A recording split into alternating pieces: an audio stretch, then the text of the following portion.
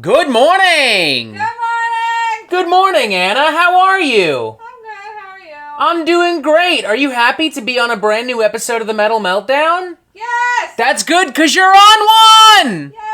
Ah! Today we are talking about Exhaust, brand new full-length studio album, the 5th overall, from New York technical, experimental, avant-garde, death metal crew, Pyrrhon. And if you don't know anything about this album at all, if this sounds like a totally brand new release to you that popped up out of nowhere, that's because it is! They just dropped this out of the blue, midnight, Friday, September 6th. No hype, no build-up, no singles, no announcement. I just woke up and it was just online. Not that I'm complaining, mind you, quite the opposite in fact. I love a good surprise now and then. It keeps things spicy and exciting, and if I'm being brutally honest, it's not as if I had much planned this weekend, so yeah, I get to talk about Pyrrhon. Also, I really like Pyrrhon. I've consistently really liked them ever since I came to know them back in 2014 with the release of their sophomore album, The Mother of Virtues. Throughout the 2010s with albums like the aforementioned Mother of Virtues and also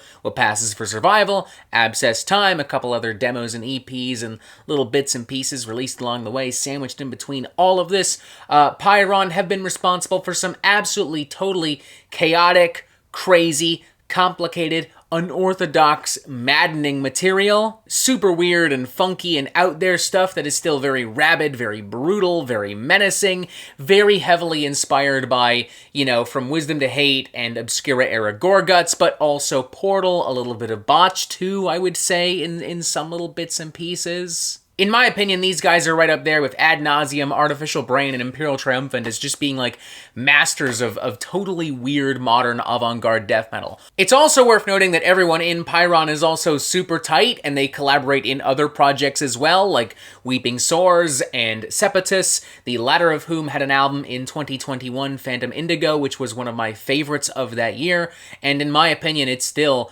one of the most emotionally charged and devastating tech death, progressive death metal records maybe in the past 15 years or so, like of this modern age. It's an absolute, dare I say, masterpiece at this point. I can't remember what score I gave it at the time, but at this point I think I would call it a masterpiece. So yeah, long story short, Pyrrhon are fucked in the head in the best way possible. Them having the confidence to release an album out of the fucking blue, total surprise style, is awesome. And right off the bat, I want to say something that maybe won't make a ton of sense initially, but just bear with me, let me do my thing, let me cook, and then hopefully it will make sense. First off, in some ways, this is Pyrrhon's most accessible offering to date. Though still undeniably a fairly brutal technical avant-garde death metal record, it is less consuming and sonically oppressive as the aforementioned What Passes for Survival or Abscess Time. It's also lyrically and conceptually a lot less abstract, I would say, but the twist here is that simultaneous to this, lyrically and conceptually, the record is a lot more grounded and pulling a lot of influence from this kind of collective feeling we all have of just being kind of tired and exhausted and overwhelmed. With the daily struggles of life, with the confusion and chaos of social media, with politics. Whoo boy, politics are kind of crazy nowadays, aren't they, folks? As lead singer Doug Moore writes, it's about the experience of being pushed beyond your ability to sustain things. We went through a pandemic and now people act like it didn't happen. We went through an attempted fascist insurrection and now people act like it didn't happen. It's a sense of constantly juggling things and never having a handle on them. That feeling became a big part of this record and the imagery. And it is fucking fantastic in my opinion. I'm just gonna say it. Maybe their best album to date. Maybe one of the best tech death avant-garde metal records of 2024? Maybe? I mean, I'm biased because I love this kind of weird, funky, nerdy shit. But c'est la vie, I'ma say it regardless, I don't give a fuck. You've got Not Going to Mars kickstarting this album off on an incredibly blunt, cutthroat, poignant, brutally honest note. Lyrics and images of societal, environmental, chaos and doom and disaster are complemented by wailing, dizzying guitars and towering walls of percussive insanity. A sonic clusterfuck in more ways than one, sure, but still a very effective and cathartic one at that. Love the bitterness and depravity and hopelessness and just full-on hatred of humanity in the lyricism here. The whole thing kind of feels like if Fantifaxif or Artificial Brain tried their hands at like a cattle decapitation style apocalyptic rager. Then there's The Greatest City on Earth, which much like the city of New York that inspired it, is dirty and filthy and erratic and filled with unpredictable amounts of danger at every corner. Love the use of screams and nasally shrieks and aching, agonizing shouts. It really does sound like the city of New York itself kind of crying out in pain. Tons of jagged, bloodthirsty, slightly funky rhythms and outbursts all through. It's a truly schizophrenic New Yorkian nightmare. Then there's StressFractures, which throws swarms of confused, convulsing, swelling riffs, almost with a little bit of a mathcore shade and underbelly to it as well. Musically, one of the most angular and obtuse cuts on the record. It continues to grow and swell like a pulsing flesh wound, until eventually there's a surprisingly cathartic release of energy and kind of a transition into some more chunky, meaty, groovy kind of death metal riffage and poundings. And on the flip side, going into the opposite direction, structurally speaking, you have First as Tragedy, Then as Farce, which opens with some really vicious, mouth-watering death metal riffage with a super crunchy, crispy guitar tone, and then it gets a lot more complex and convoluted as it goes on. Twisting and turning and convulsing in quite provocative fashion. I mean, it's a gnarly little creation, but you're still gonna bang your head like a motherfucker. And then there's the very appropriately titled Out of Gas, standing as maybe my favorite cut on the record.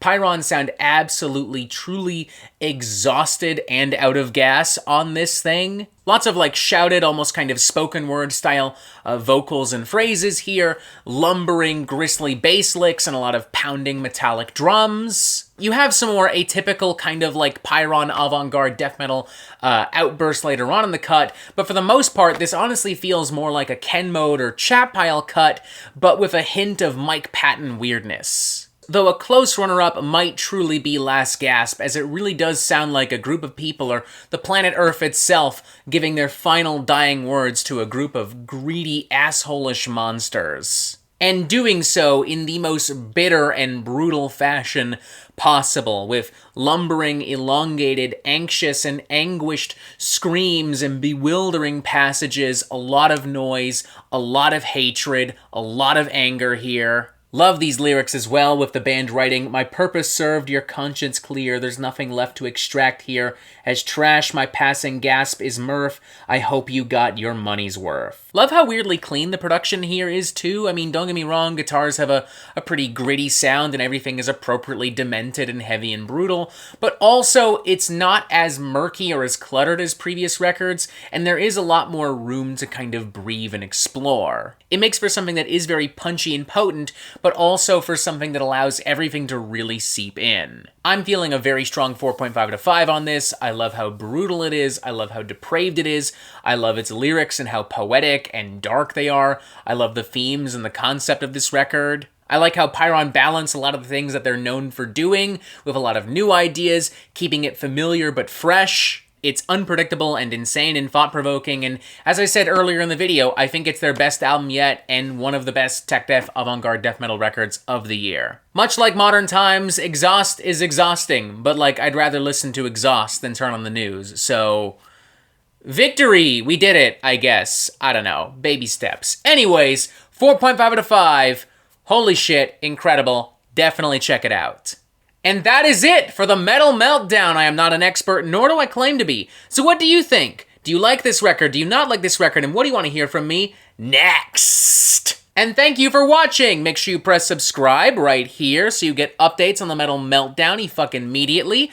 Look, there's more videos here. And as always, you have yourself a fantastic fucking day.